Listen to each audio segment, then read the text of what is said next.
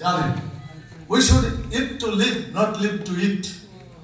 There is a great difference between two sentences. Eat to live and live to eat. বাঁচার জন্য খাওয়া আর খাওয়ার জন্য বাঁচা। উদ্দেশ্যটা দেখেন, আমরা কি বেঁচে থাকবো খাওয়ার জন্য? আমরা খেয়ে বেঁচে থাকবো আল্লাহর দিন কায়েমের জন্য।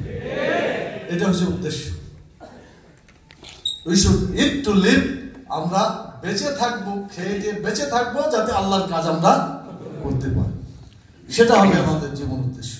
সেজন্য 5টা কাজের প্রথম যেটা বলতে চাই সেটা হলো জাতি গড়ার কারিগর হচ্ছেন আপনারা।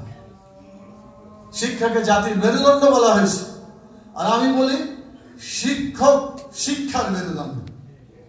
যদি শিক্ষক ঠিক মতো দাঁড়াইতে না পারে শিক্ষা থাকবে? এই জন্য শিক্ষকের ব্যক্তিগত যে সমস্ত অভাব অভিযোগ আছে, সমস্যা আছে, এগুলো দূর করা সরকারের দায়িত্ব, ঠিক কিনা বলে? বিদেশে শিক্ষাকে জাতীয়করণ করা হয়েছে এবং এই জাতীয়করণ এবং সবচেয়ে বেশি টাকা, বেশি বাজেট শিক্ষা খাতে দেওয়া হয়, কিন্তু আমাদের দেশে এটা করা হয়নি। আজকে অসংখ্য শিক্ষক, করোনার সময় আমি শুনেছি, দেখেছি, আমাদের ফেডারেশন নেতৃবৃন্দ চেষ্টা করেছেন, আপনারাও চেষ্টা করেছেন, যে তাদের চাকরি ছিল না, তাদের দেখার কোনো মানুষ ছিল না, শিক্ষা প্রতিষ্ঠান বন্ধ হয়ে গেছে, খাবার নাই, ছেলে মেয়েকে খাবার দিতে পারে নাই, লেখাপড়া করাতে পারে নাই, এবং নিজেরাও বেঁচে থাকার মতো অবস্থায় ছিল না। অসংখ্য শিক্ষক হাহাকার করেছে।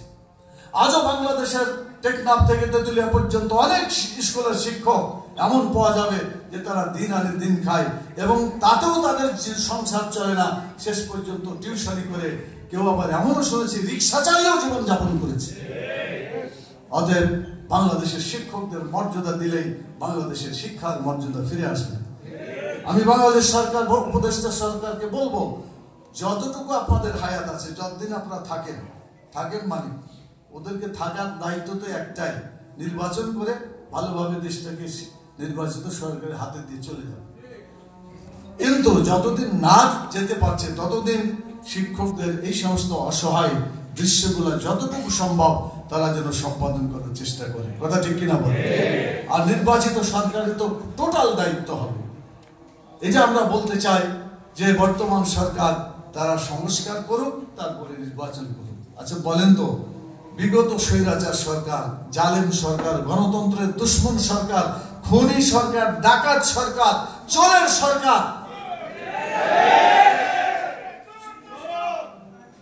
এত চুরি করেছে বাংলাদেশের টাকা, এই টাকা এখনো খুঁজে পাওয়া যাচ্ছে। ইসলামী ব্যাংকের টাকাগুলো গেছে কোথায়? এই চোর সরকার তাদেরকে সহযোগিতা করে বিদেশে টাকা পাচার করতে সহযোগিতা। আর কোন অপরাধী না হলেও বাংলাদেশের অর্থনীতিকে টাকাগুলোকে যেভাবে তারা পাচার করেছে, এই দায় তাদের চূড়ান্ত ভাবে শাস্তি হওয়া দরকার, ফাঁসি হওয়া দরকার। তো এই সরকার যেভাবে ক্ষতি করেছে, আমি বলতে চাই বর্তমান সরকারকে যে আপনারাও সংস্কার করে নির্বাচন করেন। আগে সংস্কার পরে নির্বাচন, ঠিক কিনা বলেন? কেউ কেউ বলছে যে আগে নির্বাচন করে দেবে, এটা কি ঠিক? আগে নির্বাচন করে ফেলে তো আগের মতই হবে। ওরা তো সব বিভিন্ন জায়গায় ঘুপটি মেরে বসে আছে, ঠিক কিনা বলেন? প্রতিবেশী দেশ থেকে ষড়যন্ত্র করছে, বিভিন্ন সংস্থাকে দিয়ে, স্কুল থেকে শুরু করে তারা এই দেশকে অস্থিতিশীল করার চেষ্টা করছে, ঠিক কিনা বলেন? চট্টগ্রামে আমাদের প্রিয় ভাই আইনজীবী সাইফুল ইসলাম আলিফ, তাকে হত্যা করা হয়েছে। আমি বলতে চাই, আলিফকে হত্যা করা হয় নাই, বাংলাদেশের 18 কোটি মানুষকে হত্যা করা হয়েছে।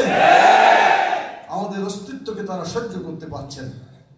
এটা আরেকটা প্রমাণ করে বাংলাদেশকে শোষণ করে এত লোভ তাদের হয়েছে। এই সরকার যখন পালিয়ে তার দেশে চলে গেছে, এটাকে আবার পুনর্বাসন করার জন্য আবার ষড়যন্ত্রে তারা নেমেছে, ঠিক কিনা বলেন? আমরা বলতে চাই, বাংলাদেশের 18 কোটি মানুষ সিমেন্টের মতো ঐক্যবদ্ধ আছে। ভারতের গোলামি আর বাংলাদেশে চলতে দেওয়া যাবে না। আমরা গত পরশুদিন উপদেষ্টা সরের কাছে গেছিলাম, আমি ছিলাম, সেখানে থাকার সুযোগ হয়েছে। যতগুলো রাজনৈতিক দল গেছে, সকল বাংলাদেশের সকল দল গিয়েছে, সেখানে সকলে একটা কথা আমাকে খুবই ভালো লেগেছে, যে আমরা যে দল করি, যাদের যে আদর্শ লালন করি, আমরা যাই করি না কেন বাংলাদেশ আমাদের। অতএব এই বাংলাদেশ কারো আগ্রাসনে এটা ধ্বংস হয়ে যাবে, এটা আমরা বরদাস্ত করি না। কথা বলেছে, তারা একটা কথা বলেছে, বাংলাদেশকে টিকে রাখার জন্য আমার দলের লোকদেরকে যদি শহীদ হতে হয়, জীবন দিতে হয়, আমরা জীবন দিতে প্রস্তুত আছি। বাংলাদেশের স্বাধীনতাকে এভাবে ছিনিমিনি করতে পারা যায় না।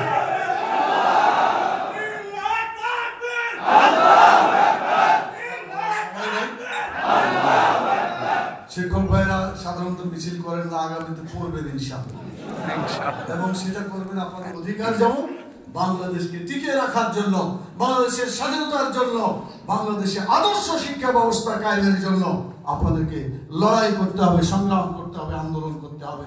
সেই সাহস আছে আপনাদের? সেখানে যে আপনারা করবেন, আন্দোলন করবেন, পরামর্শ করে ঠিক করবেন কি কি আন্দোলন করতে হবে।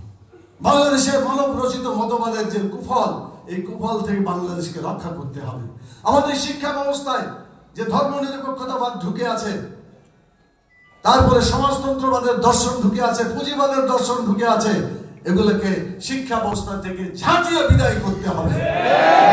এখানে ইসলামী আদর্শ কায়েম করতে হবে।